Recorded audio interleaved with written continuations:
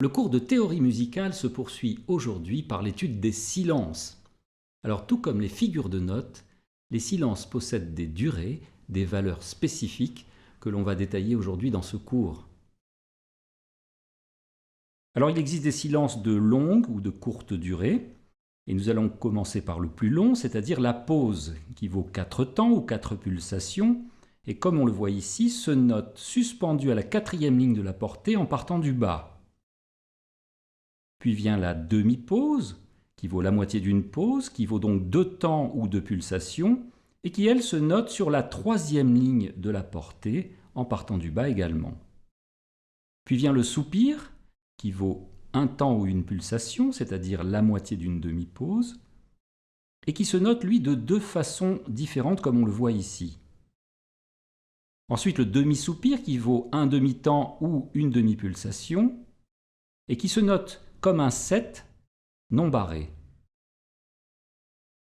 Ensuite, le quart de soupir, qui vaut un quart de temps ou un quart de pulsation, et qui vaut donc la moitié d'un demi-soupir, et qui se note comme le demi-soupir, un 7, mais avec 2 crochets.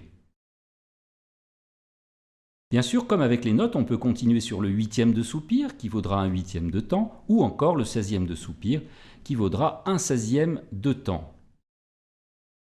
Alors les silences ont leur équivalent en durée au niveau des notes. Par exemple, la pause est équivalente à une ronde, c'est-à-dire 4 temps, la demi-pause équivalente à une blanche, 2 temps, le soupir équivalent à une noire, 1 temps, le demi-soupir équivalent à une croche, un demi-temps, le quart de soupir équivalent à une double croche, un quart de temps, et l'on peut continuer avec le 8e de soupir qui serait équivalent à un triple croche, un 8e de temps, ou encore le 16e de soupir qui serait équivalent donc à une quadruple croche, un 16e de temps. Alors loin d'être vide, le silence a une importance capitale. Il est donc aussi important que les notes elles-mêmes, puisque lorsqu'il est placé avant une pièce musicale, il prépare l'atmosphère de cette pièce avant les premières notes. Lorsqu'il est à l'intérieur d'une pièce musicale, il permet à la musique de respirer. Et lorsqu'il se situe en fin de pièce musicale, il est encore empreint de l'ambiance, de l'atmosphère de cette pièce.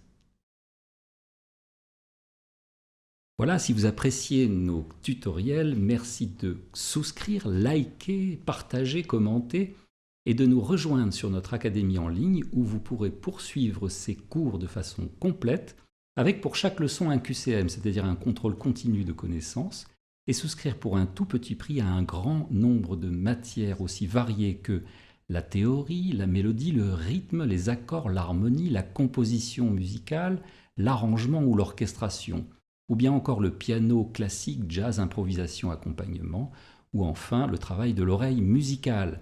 Notre boutique vous permettra d'acquérir et de recevoir en port gratuit l'équivalent bouquin avec CD et DVD et de télécharger donc les exercices et leurs solutions en PDF.